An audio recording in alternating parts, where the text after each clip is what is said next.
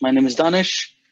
You all know that I'm a technical trader and I trade S&P 500 futures. Uh, and just for everybody's information, if you are new, I did start a Discord server recently, so feel free to join in. The link would be provided in the recording below, description box below. Sorry. So let's begin with the analysis.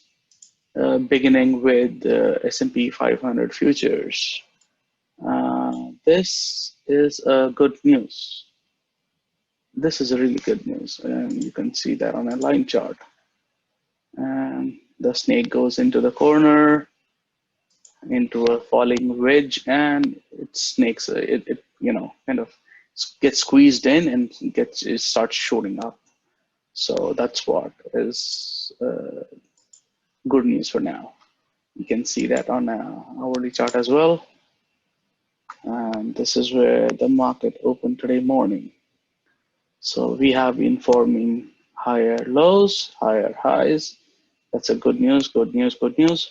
And 32.89 and 33.29.5. These were the two resistances / support levels from the past. We did fail it, both of them.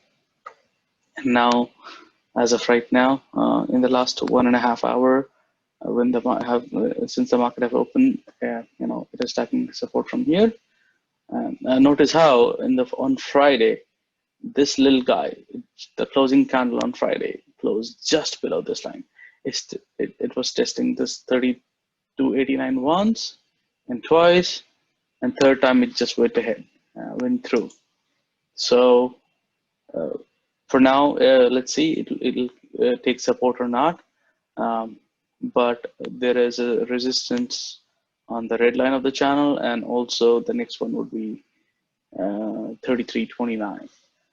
I did on a daily chart recalibrate my channel a little bit because to accommodate this big fall. So I did in my past videos try to break this channel into two parts, but as of now I'm just looking in a new way if this might be the correct way of looking at it. So only time will tell if we are trying to get back into the old channel pattern or the new channel pattern. So this is for ES. Going to NASDAQ. Well, NASDAQ also is having a similar pattern, a falling wedge, which is a bullish pattern. You can see that on my line chart. It goes into a wedge and gets squeezed out. I did not change this channel on NASDAQ at all. So we might just swing down and go back up inside this channel. Looking at it on a chart, yeah, candlestick chart, this is good. And if we look at the weekly candles and ignore this wedge, you kind of feel that this is taking support at 11,060.5, and now it's trying to get back in, but there is also a resistance right here, 11,271.25. That's the resistance I'm looking at. So would be a turbulent way up. But overall, I believe it would follow the lead of S&P 500. And whenever S&P 500 resumes beyond 3,400, will actually pull up all the other major indices in the world. Coming to Russell RTY.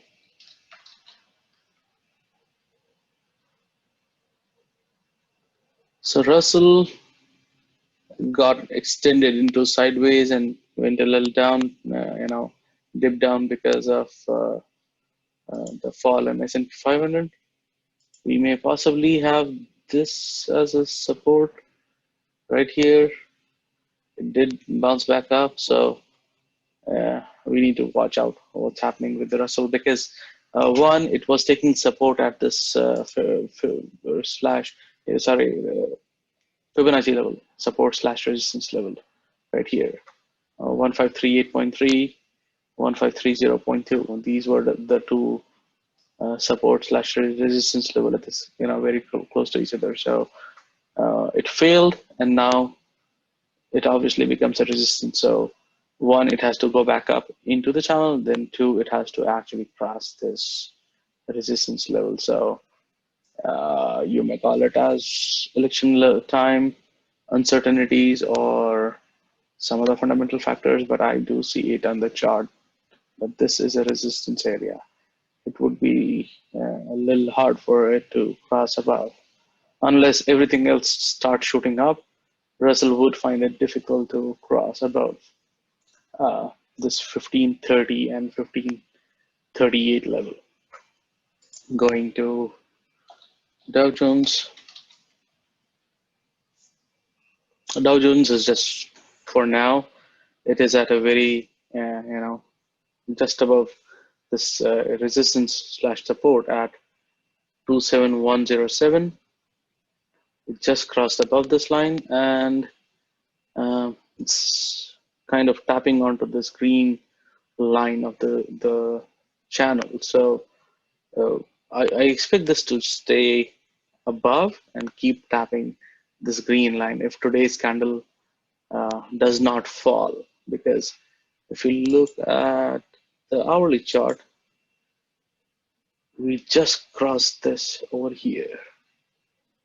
The Friday's candle was unable to cross this level, and like we saw on S&P 500, the last 2 hourly candles on ES, they tried to breach that resistance level and they failed. But today's opening candle opened up, but as of now, this is falling down. But I hope it will take support here and keep tapping between this green line and blue line until the end of the day tomorrow, Monday in US, Tuesday in Australia, beginning of Tuesday in Australia. So I expect this to bounce between this line and this line, and that's good. If it fails, maybe it should take support from here, but for now it's forming higher lows. Uh, and going a little sideways is good, because if it starts shooting up uncontrollably again, we will see it getting slammed down. So that's about Dow Jones. Going to Australian Securities Exchange, ASX, for people who are in Australia. This is okay. I had called out in the last video that we will touch 57.99.9, and it did touch that level and bounce back up. Now it's probably waiting for the American counterparts to react. So this is where Australian Securities Exchanges, ASX. Coming to Nifty for a quick glance for people who are interested in Indian markets. Oh, Nifty failed. I did discuss in last week's call that it may be trying to go back up, but because ES failed, so did Nifty. And now this guy has to struggle trying to go above 11,233. Maybe we are forming a new channel here, a new trend line. It needs to be seen. I don't know if it should be from here or here, but no, it's failing. It's failing. In fact, I see a resistance right here on this line. This gap is this little candle is a resistance which just stopped this one. So again, you can see this candle here stops here, this candle here stops here, and there is no coincidence that the latest candle also stopped here. So 1, 2, 3, 4, 5, So let's see what happens to Nifty today. So that's it for these indices. The floor is open to question.